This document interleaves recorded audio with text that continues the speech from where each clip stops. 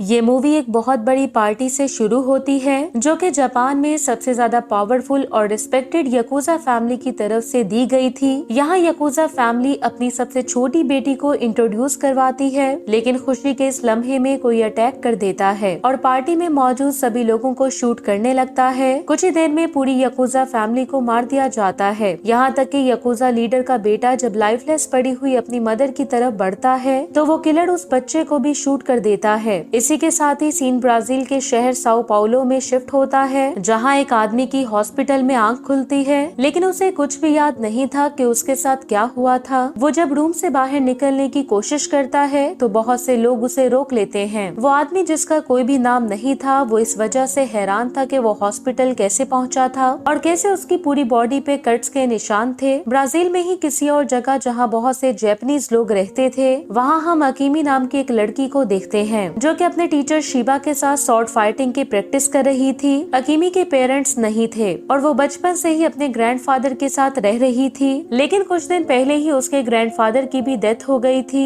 इसलिए उसे शिबा को सौंपा गया था जो कि उसकी कड़ी ट्रेनिंग करता था। लेकिन जब उसे लगता है कि अकीमी हार मान रही है तो शिबा उसे याद दिलाता है कि उसके ग्रैंडफादर भी उसे स्ट्रॉन्ग और अनबीटेबल देखना चाहते थे। दूसरी तरफ जापान में एक यकूजा लीडर तकेशी को अपने सबऑर्डिनेट की कॉल आती है जो कि उस टाइम एक औरत के साथ था। कॉल के बाद वो उस तरफ जाने लगता है जहां योशियाकी नाम के एक बंदे पे टॉर्चर किया जा रहा था, क्योंकि तकेशी का मानना था कि योशियाकी ने उसे धोखा दिया है। मरने से पहले वो तकेशी को बताता है कि उसका बॉस वो सीक्रेट जानता है जो कि वो छुपा रहा था। यहाँ तक कि योशियाकी के बॉस ने उस इंसान को मारने के लिए एक असैसिन भी भेजा था जिसे तकेशी ने छुपा रखा था। ये सुनकर तकेशी को गुस्सा आता है और वो उस रूम में मौजूद सब लोगों को मार डालता है। दूसरी तरफ अकीमी शिबा के डोजू पे ट्रेनिंग खत्म करके फौरन से उस शॉप पे आती है जहां वो काम करती थी। कुछ देर के बाद अकीमी की फ्रेंड वहां आती है और उसके लव प्रॉब्लम्स के बारे में बात करने लगती है। अकीमी की फ्रेंड उसे अपने लिए एक बॉयफ्रेंड ढूंढने की एडवाइस करती है,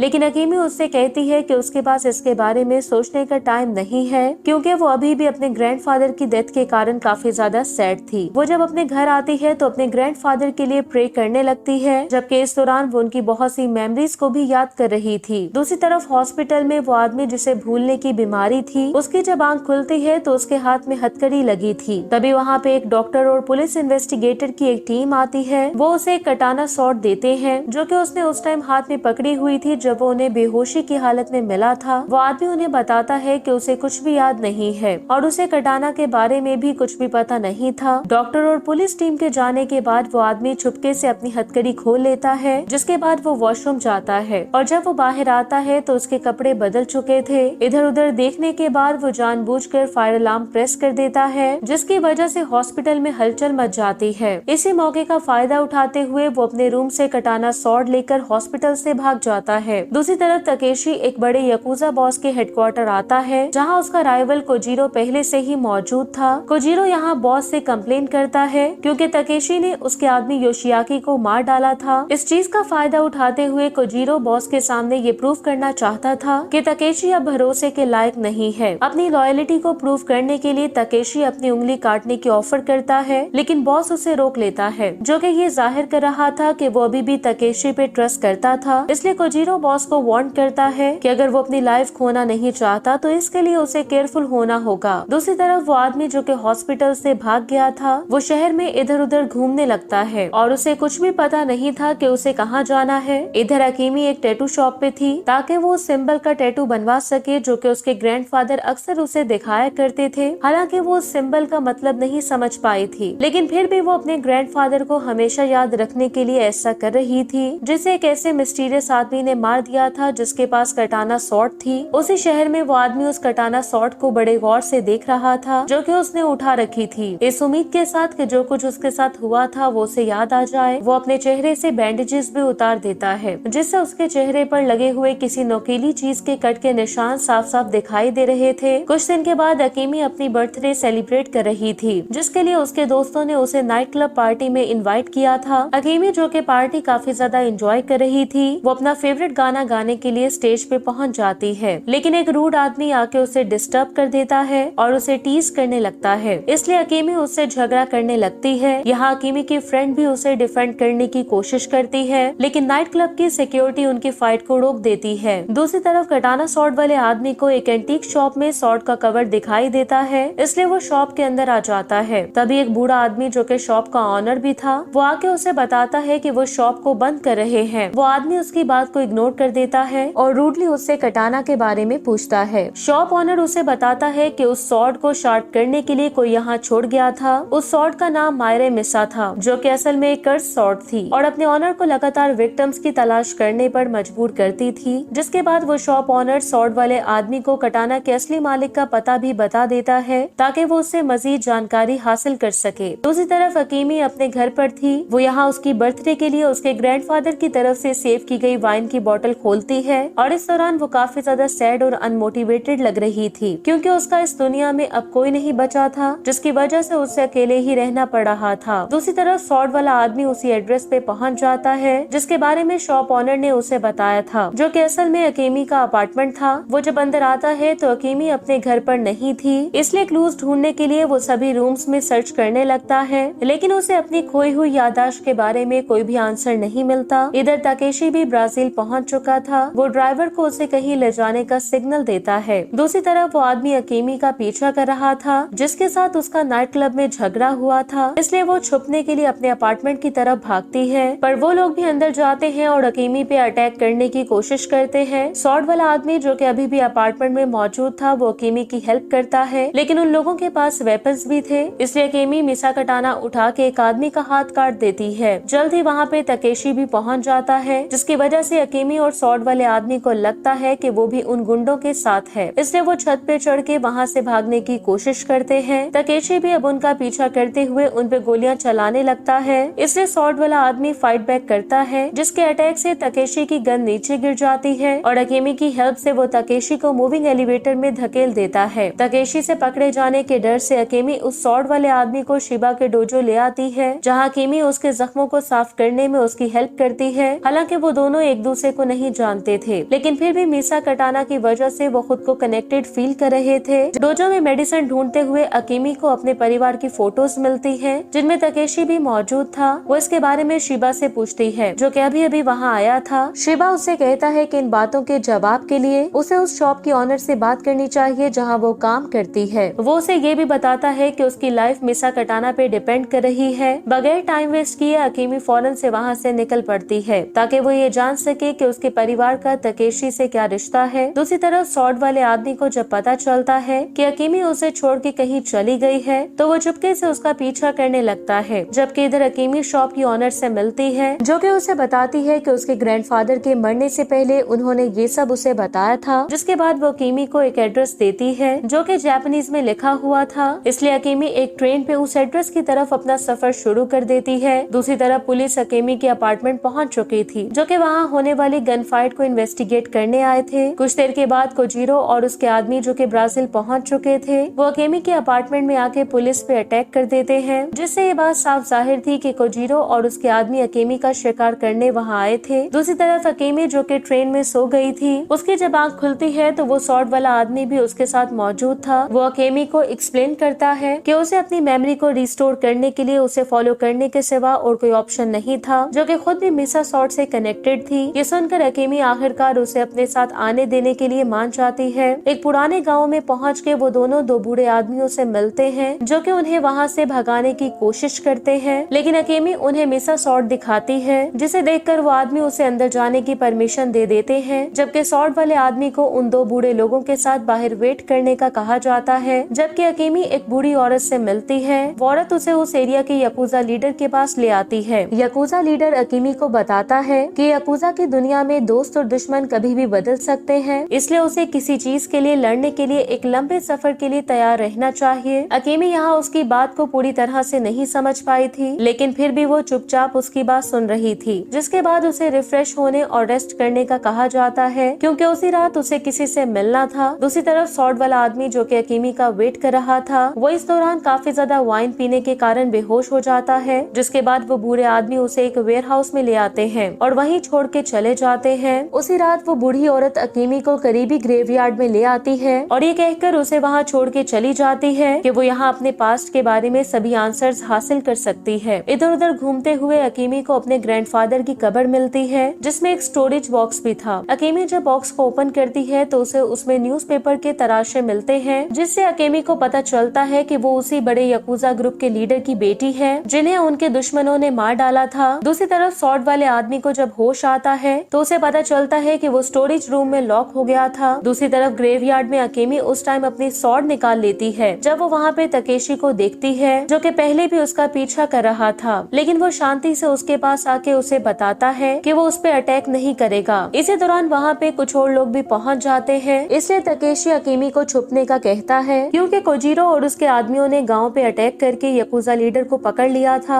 इसी दौरान सॉर्ड वाला आदमी जब बाहर आता है तो वो ये देख के हैरान हो जाता है कि सभी लोग मारे जा चुके थे, जबकि इस दौरान तकेशी और अकेमी ग्रेवयार्ड में मौजूद कोजीरो के लोगों को मार रहे थे, लेकिन वो लोग काफी ज्यादा थे, इसलिए तकेशी को अपनी गन यूज करनी पड़ती है। गन फाइट के दौरान वो अकेमी को वहाँ से भागने का कहता है। इधर कोजीरो गाँव के लीडर पे टॉर्चर करता है और उससे अकेमी और तकेशी के बारे में पूछता है। लीडर जब ऐसा करने से मना कर देता है तो कोजीरो गुस्से में उसका सर काट देता है। दूसरी तरफ तकेशी और अकेमी जब तकेशी की कार में भागने ही वाले थे तो तभी कोजीरो के लोग गोलियां चलाने लगते हैं, जिसकी वजह से वो फिर से छुपने पर मजबूर हो जाते हैं। लेकिन खुशकिस्मती से सॉर्ड वाला आदमी वहाँ आके कोजीरो के आदमियों से फाइट करता है, जिससे तकेशी और अकेमी को वहाँ से भागने का मौका मिल जाता है और वो सॉर्ड वाले आदमी को फाइट करते हुए छोड़ के वहाँ से चले जाते हैं। अगली सुबह तकेशी अकेमी को एक सुरक्षित जगह पर ले आता है और उसे सारी कहानी बताता है कि वो कत्लेआम से बचने के बाद ब्राजील में कैसे छुपी थी। तकेशी उसे बताता है कि उसे उस टाइम उसकी फैमिली के किलर के साथ लॉयल होने का नाटक करना पड़ा था, जो कि अब जापान में यकूजा का बिग बॉस था। लेकिन बिग बॉस को जब पता चलता है कि अकेमी बच गई थी तो वो उसे मारने के लिए एक असैसिन भेजता है, जिससे फाइट के दौरान उसके ग्रैंडफादर की भी डेथ हो गई थी। हैरानी वाली बात ये थी कि उस असैसिन ने अपनी याददाश्त खो दी थी और अब वो अकेमी की हेल्प कर रहा था। अपनी कहानी खत्म करने के बाद तकेशी उससे कहता है कि उसे अपने फैमिली क्लैन को रिवाइव करने के लिए जापान वापस लौटना चाहिए ताकि वो बिग बॉस के खिलाफ फाइट कर सके। उसकी कन्वर्सेशन के दौरान तकेशी को पता चलता है कि अकेमी चुपके से वहाँ से चली गई थी, जिसने शिबा से मिलने के लिए उसके डोजो जाने का फैसला किया था। लेकिन जब वो वहाँ पहुँचती है तो वो ये देख के शॉक हो जाती है कि उसका मार्शल आर्ट टीचर खून से लथपथ मरा पड़ा था। जल्द ही सॉर्ड वाला आदमी भी डोजो पहुँच जाता है। अकेमी जो कि गुस्से से भरी हुई थी वो उस पर अटैक कर देती है, क्योंकि अकेमी को लग रहा था कि उसी ने ही शिबा को मारा है। वो आदमी उससे बचने की कोशिश करता है और अकेमी को काम डाउन होने और उसकी बात सुनने का कहता है, लेकिन वो उस पे अटैक करना जारी रखती है। इसी दौरान तकेशी भी वहाँ पे पहुँच जाता है और सॉर्ड वाले आदमी को मारने की कोशिश करता है, लेकिन अकेमी उसे ऐसा करने से रोक देती है और कहती है कि उसने इसे माफ कर दिया है। जिसके बाद वो दोनों नाइट क्लब वाली बिल्डिंग की छत पे हेलीकॉप्टर पैड तक पहुँचने की कोशिश करते हैं ताकि वो जल्द से जल्द एयरपोर्ट पहुँच सके। नाइट क्लब में मौजूद एक आदमी उन्हें बहुत से रूम से गाइड करता हुआ ले जाता है जहाँ यकूजा क्लैन अपने इलीगल बिजनेसेस करता था, लेकिन उन्हें ये पता नहीं था कि कुछ असैसिन्स उनका वेट कर रहे थे, इसलिए अकेमी और तकेशी को उनसे फाइट करना पड़ती है। उन्हें हराने के बाद अकेमी हिम्मत करके इंजर्ड तकेशी को रूफटॉप तक ले जाने में उसकी हेल्प करती है, जहाँ कोजीरो पहले ही उनका वेट कर रहा था और उन्होंने सॉर्ड वाले आदमी को भी होस्टेज बनाया हुआ था। कोजीरो यहाँ तकेशी पे अटैक करके उसे मार डालता है, जो कि मरने से पहले अकेमी के परिवार से लॉयल होने की कसम खाता है। तकेशी की डेथ के बाद अकेमी इस समय डिफिकल्ट सिचुएशन में थी, क्योंकि उसे कोजीरो और उसके साथियों से अकेले ही लड़ना था। लेकिन खुशकिस्मती से सॉर्ड वाला आदमी फाइट बैक करता है और कुछ ही देर में कोजीरो के लोगों को मार डालता है, जिसके बाद अकेमी भी अपनी सॉर्ड बाहर निकालती है, जबकि कोजीरो भी उससे फाइट के लिए तैयार हो जाता है। जल्द ही उनमें सॉर्ड फाइट स्टार्ट हो जाती है।